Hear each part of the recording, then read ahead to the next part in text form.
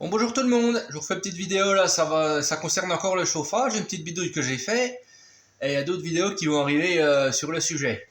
Ça va être du surplus solaire avec les batteries finalement, avec un système d'Arduino, tout ça, on verra ça plus tard, à l'automne je pense, ou voilà.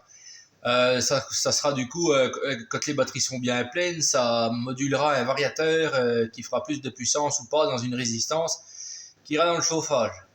Donc je vais vous montrer une petite astuce. Donc la vidéo du jour, c'est on va dire parler un petit peu de chauffage. Enfin, c'est en intersaison hein, ou alors quand il fait pas très bon. Voilà, là on voit il y a 14-15 dehors, il y a plu toute la nuit. On a eu 30 mm cette nuit. Voilà, le système là, c'est un petit machin d'appoint. Voilà, petite puissance, petit machin d'appoint. Évidemment en plein hiver. Ça peut peut-être faire du maintien à la journée, je ne sais pas, mais faut pas rêver non plus. Voilà. Allez, on va voir ça tout de suite, le petit système. Et puis ouais, qu'est-ce qu'il y a d'autre à dire? Non, c'est tout. Voilà. Allez, on va dire le système. Donc ouais, avant d'aller voir, j'ai oublié, voilà, le truc qui est pas mal, c'est que ça fait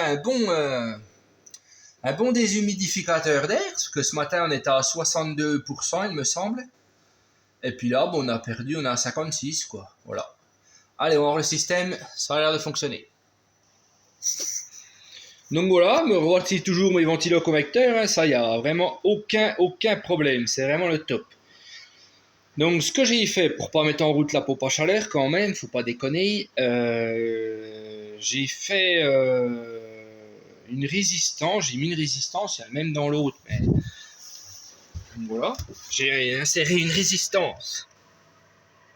C'est une 600 watts, je sais pas si on va le voir. Évidemment, c'est pas du bon côté. Enfin bref, c'est une 600 watts. Elle est grande, hein, elle va de là, forcément. Ouais, à peu près là, il doit manquer un élément. Enfin voilà, ça chauffe très bien. C'est tiède, hein, c'est comme du chauffage. C'est pas bouillant. En plus, il y a le ventilateur au-dessus qui évacue toute la chaleur. Quand je le mets pas en route, ouais, le radiateur est. Je sais pas, il est à 45 degrés peut-être. Mais là, il doit être à 35 degrés. Ouais, le tiède, il est. Je sais pas. Hein. Ouais, il est à 35. Voilà. Donc, ce que j'ai fait.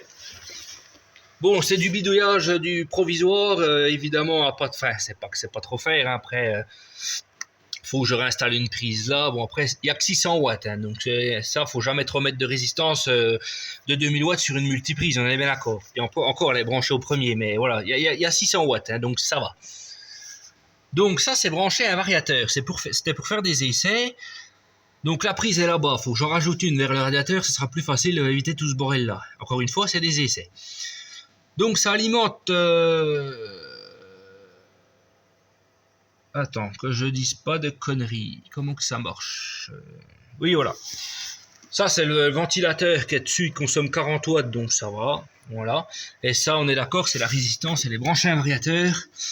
Voilà, ce genre de truc. On a l'envers, 226. Ouais, attendez, je vais me mettre du bon côté. Donc voilà. Voilà les trucs. Alors c'est un variateur, bon c'est de la chinoiserie. Après ce que j'ai fait, j'en ai mis un à la cuisine. Parce qu'on est loin du chauffe-eau et puis évidemment il y a de l'eau froide le temps que l'eau chaude arrive. Enfin voilà. Hein, vous savez ce que c'est. Voilà. Donc du coup, ce que j'ai fait, j'ai mis ça, ce variateur, le même que ça, hein, à un chauffe-eau sous évier, un petit machin de 5 litres, consomme 2500 watts si j'ai pas de conneries, la résistance à peu près. Donc ce que j'ai fait à la cuisine, je l'ai mis... je sais plus, sur 30-40, je sais plus, il consomme 200-300 watts, il me semble, j'avais fait des mesures, ouais, enfin voilà, comme ça, attention, il a toute la journée pour chauffer tranquille, c'est juste temporaire, quand on a besoin d'eau chaude, toc, il y a tout de suite l'eau chaude. Pile en série de l'eau chaude du ballon, donc finalement, quand on tire beaucoup d'eau chaude, il reçoit de l'eau chaude en retour, voilà, quand on tire beaucoup d'eau, donc il n'y a pas beaucoup à chauffer. Donc voilà, le variateur, il est branché à la résistance du radiateur, et du coup, là, je l'ai mis à fond aujourd'hui, c'était pour voir combien on gagnerait de degrés. On a gagné 2 degrés ce matin. Bon, après, il fait 15 degrés dehors, hein, c'est du maintien, comme je le répète. C'est pas du... Voilà, c'est en intersaison, voilà, c'est un petit peu délicat. Donc, du coup, on peut moduler la puissance de la résistance. Voilà.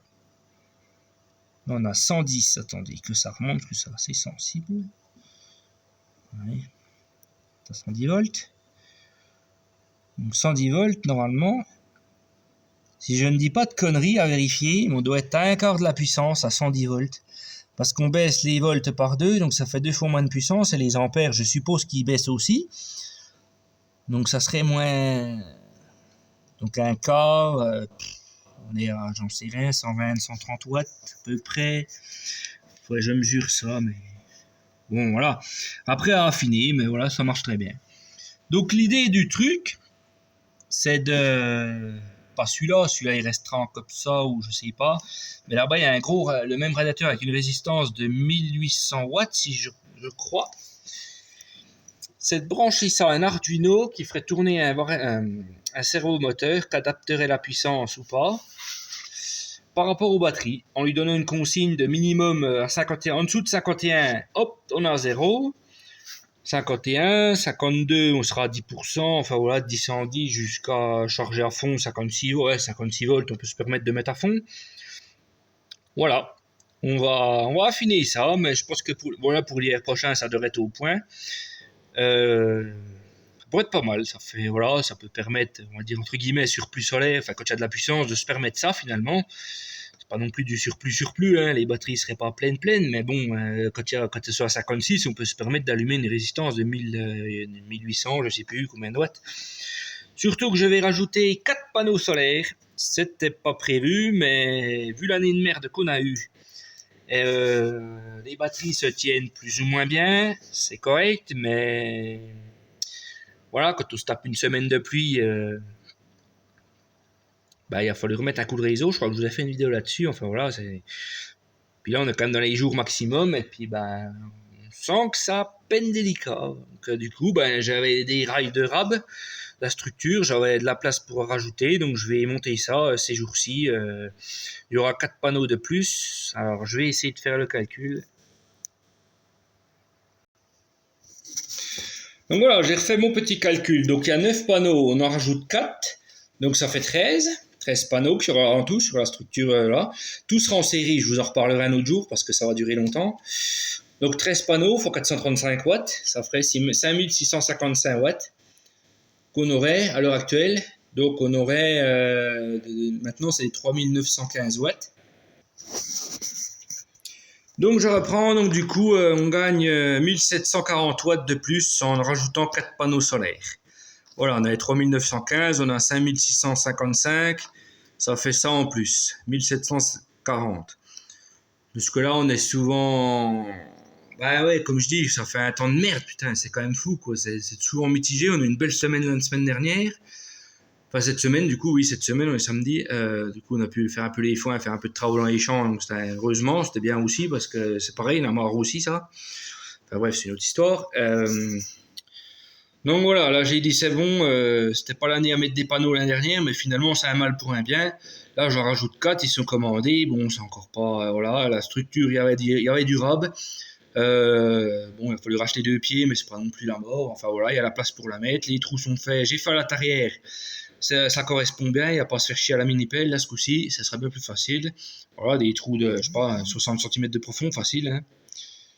Donc voilà, je vous referai sûrement une vidéo de structure pour vous montrer un petit peu tout ça. Enfin voilà. Voilà, bon la vidéo commence un peu à durer. Enfin voilà, il y aura quelques avancées à faire. Voilà, les prochaines étapes, ça va être la mise en place de l'Arduino, tout ça, un petit peu de faire de surplus, de gérer de surplus entre guillemets. Voilà. Voilà. Allez, je vous dis à bientôt. Bonne journée. Au revoir.